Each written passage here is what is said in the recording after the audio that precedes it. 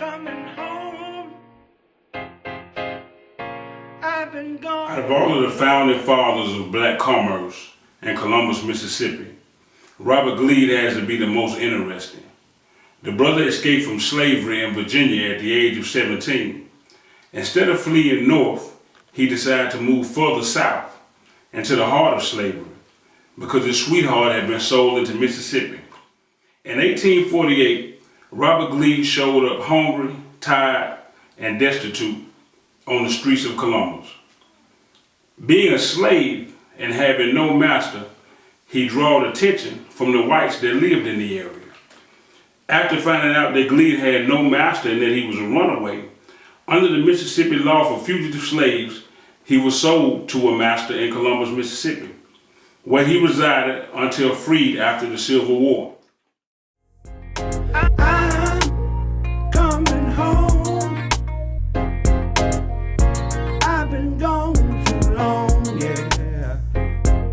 I knew when I left, yeah. I was fooling myself. Got a little river here.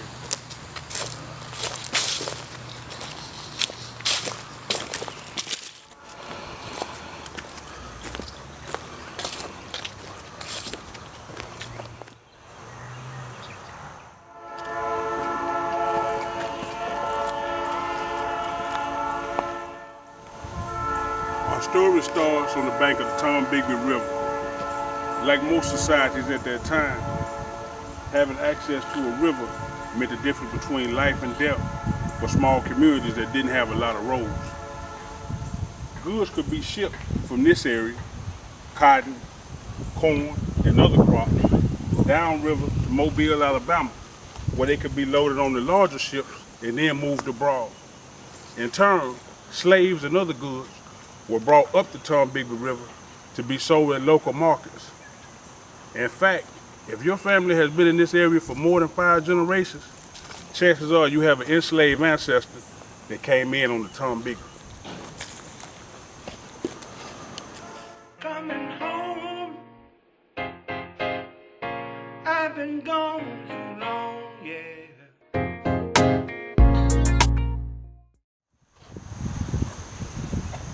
Not all black people that came to Mississippi started their lives here enslaved. As early as 1790, according to the courthouse in Aberdeen, Mississippi, the first black man to come to this area was named William Cooper. He started a trading post along this area that became the first black-owned business here. He traded the horses and furs with the Native Americans. He was also a contractor who built barns and homes for new settlers here. So in fact, he could be the father of black business in Columbus, Mississippi. In 1846, the first bridge built across the Tombigbee River was built by a black man named Horace King. Horace King was born of mixed race in South Carolina. He was considered to be one of the best bridge makers in the South. In 1846, he built a wooden structure that stretched from Lowndes County over to Clay County. The bridge lasted 90 years before it was replaced by an iron structure. Around the turn of the century in the 1900s, black fishermen would come out in small boats and collect huge, vast amounts of catfish and bring them back into the city to be sold. Anybody who lived in Columbus knows that place now was called Catfish Alley because there were open markets where people would cook fried catfish sandwiches and the aroma could be smelt all over the city of Columbus. One of the major sites in the 1900s where African Americans congregated to fish and share camaraderie is now known as the Riverwalk. This is Catfish Alley, the mecca of black dollars in Columbus, Mississippi in the early 1900s. At one point in time, there would have been black businesses all down this street, but as you can see now, all of that is gone. I've been gone too long, yeah. I knew when I left, yeah. This is Jones Restaurant, the last spot left from the old days that have gone by. It also has a liquor store next door. Even though this was an important area for black commerce, it wasn't the only one. There was another lost black Wall Street here in Columbus that was hidden for several different reasons. One might have been people just forgot, others could have been bigotry, or they could be just covering up a past.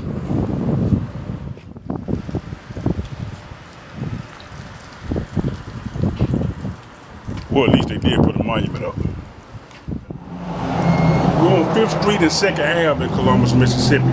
This used to be known as Glee's Corner, and even now some older people still call it Glee's Corner. It was named after Robert Glee Sr., who was a runaway slave who came here and started one of the first businesses here in Columbus owned by blacks. Right here, we're in a grocery store owned by a friend of his named Jack Rab, also a slave who bought his freedom before the Civil War, opened up a store right next to Robert Glee. Now imagine that, 2 black-owned grocery stores side by side, in unison, selling the same exact thing to the people in the community, and there's no problem. Right here would have been a barber shop. There would have been a saloon here. On down on the other side were also businesses that were owned by Glee and Rab.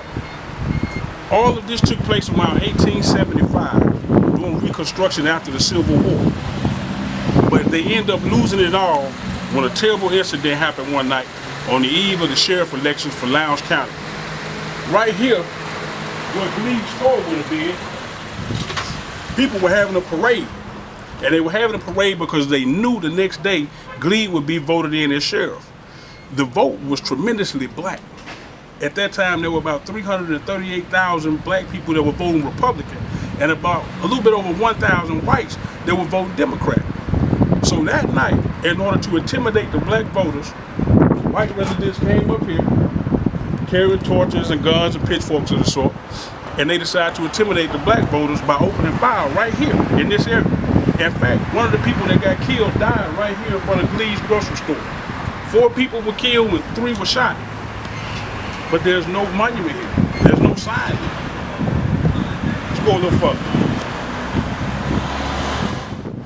This is the old Gilmer Hotel. It was built before the Civil War. All of these bricks were handmade by slaves. The mud was dug up from along the Tombigbee River and framed and built brick by brick into what you see now.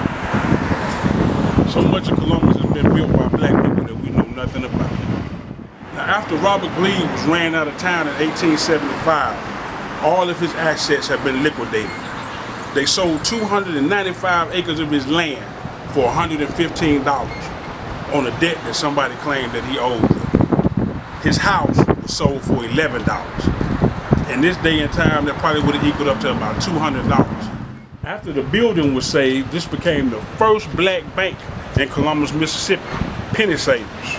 W.I. Mitchell, the man who also became the first principal of Academy School, became the first president here. Also, he had been an ex-slave too.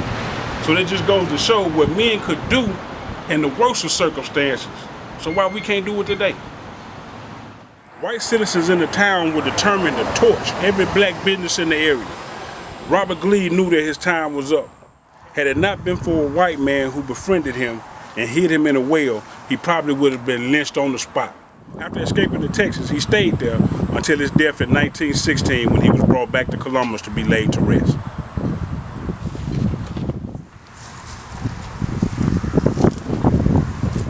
We're here in Sandfield Cemetery, one of the oldest African-American cemeteries in the city of Columbus.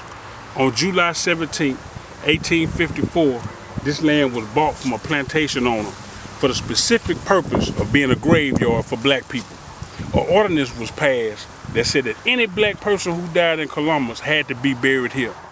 There are countless slaves that have been buried here. Some of them were born in Africa, and some of them were first-generation Americans, born right here. 3 of our most prominent businessmen in this community are buried here. Jack Rab, W.I. Mitchell, and Robert Glee. Right now I'm standing in the graveyard of Robert Glee and his family. There's so much history here in Columbus that we look over every day and don't give it a second thought. This your boy Kwame Sankofa, and this has been the Drunkin Disciple.